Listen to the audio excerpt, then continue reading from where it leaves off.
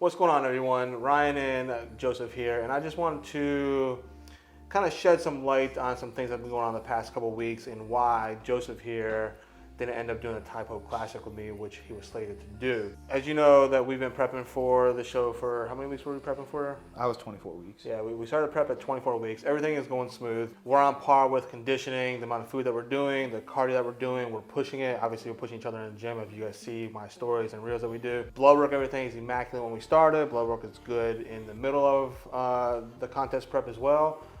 Then comes about 2.5 to 3 weeks out from the show. Now, a serious medical condition just basically spawned on with Joseph. So I just wanted to, take some time to address that and why we had to pull out from the show, because health is ultimately number one over trying to do the show. So the condition that he came down with was rhabdomyolysis, which, if you're not familiar with that, that is just literally the breakdown of skeletal muscle, and muscle cell contents gets released into the bloodstream. Mainly creatine kinase gets elevated like crazy, and that starts blocking the tubules of the kidneys. That can affect the kidneys, and that can start to spiral downward. So rhabdomyolysis is, I would say, is more common than what people think, but also not common at the same time too, because around 200,000 cases happen per year when it comes to this. So it's just literally like, normally when most people, they work out, they are breaking muscle down, but then your body is recovering and repairing that muscle tissue. So therefore, their creatine kinase doesn't reside in the bloodstream, and it gets filtered out to the kidneys and everything. So in Joseph's case, being 2.5 weeks out, of course, we're in a lean state. Our food is low. We're doing what, 1,900 calories, 1,800 calories? High 1,800. Yeah, so which is about the same amount of calories that I was doing.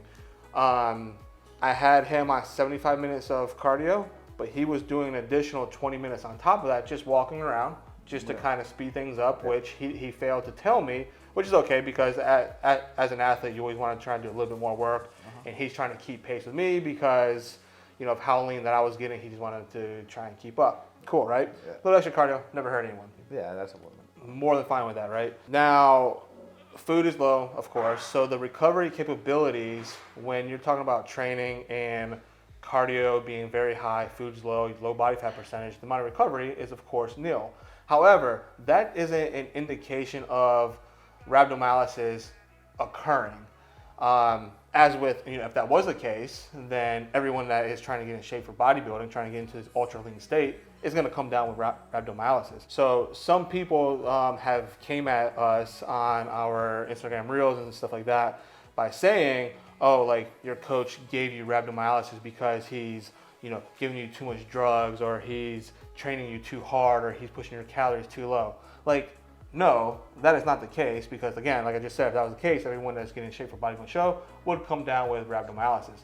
It's almost like a chance thing, and of course there could be a predisposition to a genetic component to that, but in his case, actually, if you want to explain about your grandpa having muscular dystrophy. Yeah, so that's a predisposition, right? Yeah, it's a predisposition. So yeah, so I was actually tested for like all that at birth, because my family thought I might have had it. So like, I have no chance of getting that. Like, they tested all that at birth. So that predisposition to having that genetic component that might create rhabdomyolysis is much more prevalent than a normal person. Doesn't occur with him either way. There's nothing that we can pinpoint that literally is causing the rhabdomyolysis, or that caused rhabdomyolysis. I like to use an analogy of, you're driving in your car, the light is green, you go through it, some asshole comes across the other intersection and T-bones you. It's just a random chance. It's just something that just happened. The gear that we're on is extremely low. We're not doing like crazy amounts of orals or anything like that. I can assure you, we keep things very safe, especially with Joseph's age. Yeah. And there was no indication to any type of kidney damage with all the blood work that he got within the hospital, other than just the creatine kinase caused by rhabdomyolysis was through the roof. Normal levels are 120. His was actually 200,000. So, which is about a moderate-ish level for rhabdomyolysis. In some cases, it's been much, much higher. So if that were to stay elevated for a prolonged period of time, like I said, the creatine kinase can start getting caught in the tubules of the kidneys, and that will start sending the kidneys into a downward spiral, which can lead to a whole host of things. Kidney failure. Heart attacks, strokes, kidney failure, dialysis, things like that. So if Joseph didn't catch it as soon as he did, then that could, have severe consequences. So long story short, his training was on point. We're taking the recovery that we need to. We're obviously pushing it pretty hard. We're 2.5 weeks out from the show.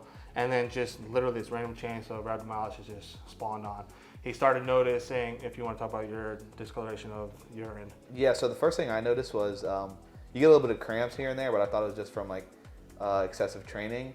But the first red flag was definitely the urine color. It starts to turn to a sweet tea or oil colored. So I waited about a day, and I probably should have told Ryan then. But the day after, it was getting pretty dark, so I went ahead and shot him a message, actually a picture of what my urine was looking like. Yeah, when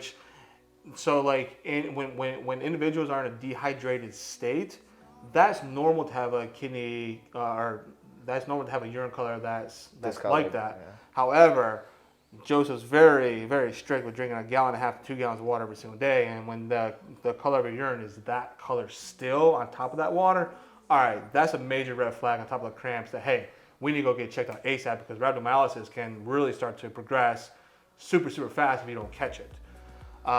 So that's when he decided to go to the emergency room to see what was going on, got tested, and, unbeknownst to us, rhabdomyolysis was going on. Yeah. So with that being said, that was warranted for us to pull out of the show, obviously.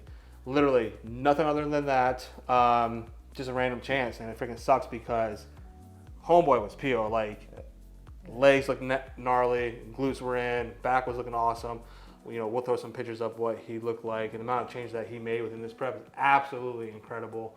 So it just sucks. I was hoping I had my best friend and training partner to compete with us along with the team, but shit just happens. Yeah, and it's important. It's important to recover, because at the end of the day, your life's more important than bodybuilding. Yeah. So. And there's always gonna be another show. So Exactly. we're just making this video to just shed light on everything that has happened, and I don't want you guys to get discouraged when it comes to training hard or pushing calories low or doing extra cardio and things like that, because that is the nature of bodybuilding and getting to extreme levels of leanness, and that is needed. And just because you're doing that doesn't mean you're gonna get rhabdomyolysis. Again, it was just a fluke chance. It was a rarity, and it's just a chance. Don't think that you can't push hard, because you absolutely can. The main thing though that I would say, just make sure you listen to your body, listen to signs that it's giving to you. If you're drinking a shit ton of water and your urine is that dark, go get it checked out. Tell somebody, tell your coach. And it's always better to err on the side of caution than not. So that's our update. Let us know if you guys have any questions. Feel free to shoot me a message, shoot Joseph a message, and if you guys have any questions, just let us know. So hopefully this clears things up. Peace. You're in every sound and all I see.